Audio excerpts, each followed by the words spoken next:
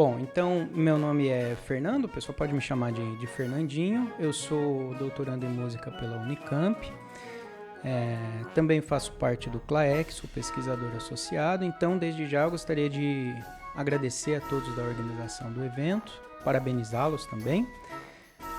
Vou apresentar hoje para vocês, então, um recorte da minha pesquisa, que, na realidade, essa é da pesquisa de mestrado, que comecei em 2017, e também não deixa de ser da pesquisa de doutorado, que tem um quê assim, de continuação, né, na temática que eu venho pesquisando sobre bandas de música. Então, a pesquisa de mestrado finalizou em 2019 e desde lá eu estou então no terceiro ano da pesquisa de doutorado. Bom, como aqui a gente está em diversas áreas diferentes, né? Só para contextualizar, a banda de música qual eu pesquiso é a banda que toca na rua, na praça, nos desfiles, a banda do Chico Buarque. Nas palavras do professor Joel Barbosa, então, uma das mais antigas tradições de música instrumental do Brasil, o primeiro registro de uma banda de música do Brasil, datada de 1549. Eu trago aqui para vocês duas fotos iniciais. A primeira da banda Nossa Senhora do Carmo, que foi a banda na qual eu fiz o trabalho de campo na pesquisa de mestrado. Essa é uma foto da primeira apresentação da banda, em 1952. E do outro lado, a foto da Corporação Musical União dos Artistas, que é a banda que eu estou pesquisando agora no doutorado, também na cidade de Itu, interior do estado de São Paulo. Essa foto é de 1927, essa banda começou as atividades em 1912, uma banda bastante antiga. A minha pesquisa inicia, a pesquisa inicial, da qual eu estou recortando o trabalho que foi submetido ao Culturas, ele investiga o processo de construção identitária das bandas, como elas atuam e como elas se constroem frente à sociedade brasileira. E eu venho descortinando e discutindo diversos vetores dessa construção identitária, principalmente na diversidade de atuação das bandas e da interação dela com diferentes segmentos da sociedade. Então eu coloquei aqui algumas ilustrações, né? O cívico e político, o militarismo, que é muito forte nas bandas, o religioso, aqui na terceira foto com esse coreto, que é o palco histórico das bandas de música, sempre construído em frente às igrejas católicas, né? Uma foto também da atuação da banda durante os carnavais, que é muito comum, principalmente na região nordeste. Isso é mais claro, assim, com as orquestras de frevo, que são um tipo de banda também. Movimento com esportes, a área educacional também é muito forte, é um vetor que eu discuto bastante, principalmente agora na pesquisa do doutorado. O senso comunitário, a participação das pessoas, a participação das comunidades, dos bairros, das vilas, das pequenas cidades, nesse processo de construção da identidade da banda também é muito importante. E por último, a interação com as tecnologias, que é o recorte específico desse trabalho que eu estou apresentando aqui para o Culturas. Esse processo de interação, essas interações com as tecnologias, ele vem posto tanto nos trabalhos de campo que eu venho realizando, quanto também em ampla bibliografia sobre as bandas. Então ficam colocados,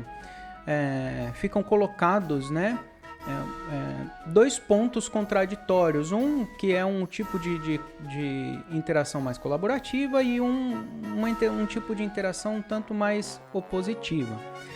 Então, tomando aqui a voz do professor Regis Duprá, ele vai discutir essas interações a partir do surgimento do disco, do rádio e da TV, dizendo que a banda, nos períodos anteriores, era o principal veículo de comunicação sonora, era o principal meio pelo qual as pessoas tinham acesso à música, nas praças principalmente, enfim.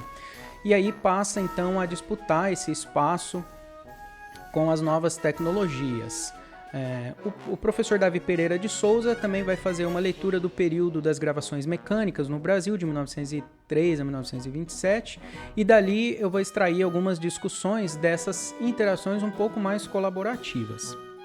Então, esse é o tema mais específico dessa apresentação, né? As interações opositivas e colaborativas, como isso vem interferindo e como isso vem modificando a construção da identidade das bandas de música brasileira.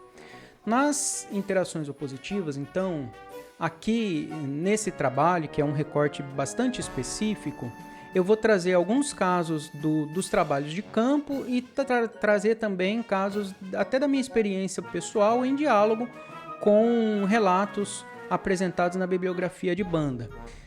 Na ideia de entender a construção identitária das bandas no movimento histórico da interação dela com os diferentes segmentos da sociedade, eu trago um caso da cidade de Teresina, no Piauí, 1951, dialogo ele com um caso da própria experiência minha no interior de São Paulo, vivenciado em 2013, com outros casos também, estou recortando aqui alguns, né, daqueles que estão no trabalho escrito, e isso relacionado às rádios comunitárias que passaram a atuar nas praças com alto-falantes ligado, e aí passa a ver esse tipo de disputa desse espaço historicamente atribuído como o palco das bandas de música, né? A aparição do cinema também é discutida a partir de alguns casos trazidos pelo pesquisador Francisco Kurt Lange, falando da aparição do cinema, das novas possibilidades de entretenimento, veiculação de música e tudo mais.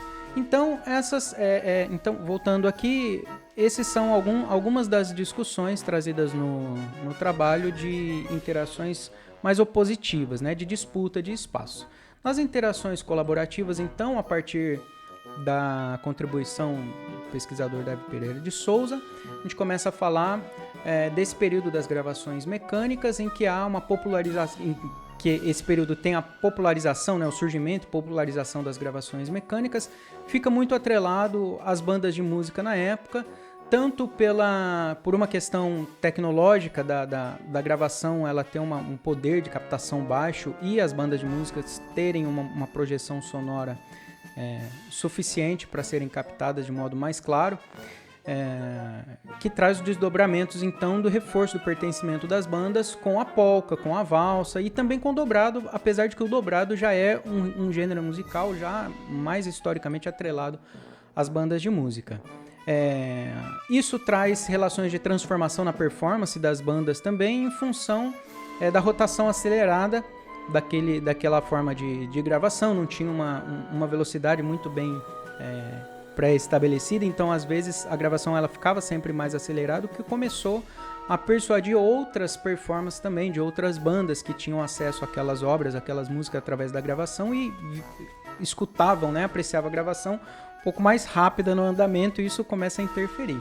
Outros desdobramentos são trazidos através dos trabalhos de campo e experiências pessoais também, que é a inserção do repertório conhecido pelo público, ou seja, essa aproximação das bandas de música com o repertório de massa mesmo, a interação com o público durante as apresentações e os processos de veiculação de novos repertórios entre mestres, integrantes, ou seja, como é realizado a formação do próprio repertório das bandas, mediado por essas interações com as novas tecnologias.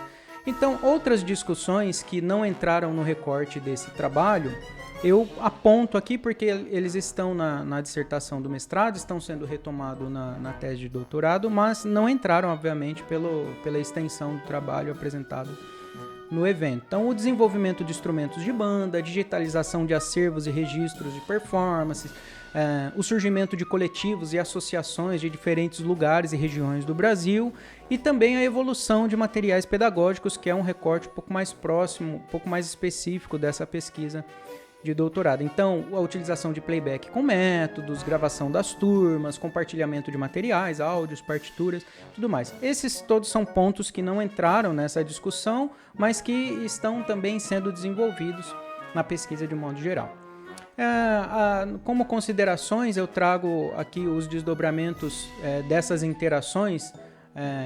Eu apresento no texto, né, as diferentes camadas ideológicas dos segmentos sociais, o mercado fonográfico, a indústria cultural, as forças políticas partidárias e tantos outros interesses presentes, e a necessidade de se pensar o uso e acesso e adesão às novas tecnologias, precedido também pela intenção e pelo desejo e pela luta, né, de acesso a elas. Aqui, então, algumas referências, principalmente as utilizadas aqui na apresentação, e acho que é isso. Deu meio que em cima aqui do tempo. Muito obrigado a todos.